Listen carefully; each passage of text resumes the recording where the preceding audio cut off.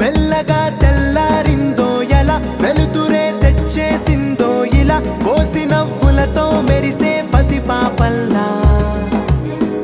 చేదతో బావులలో గలగల చెరువులో బాతుల ఈతల కళ చేదుగా ఉన్న వేపను నమిలే వేళ చుట్ట పొగ మంచుల్లో చుట్టాల పిలుపుల్లో మాటలే కలిపేస్తూ మనసారా మమతల్ని పండించి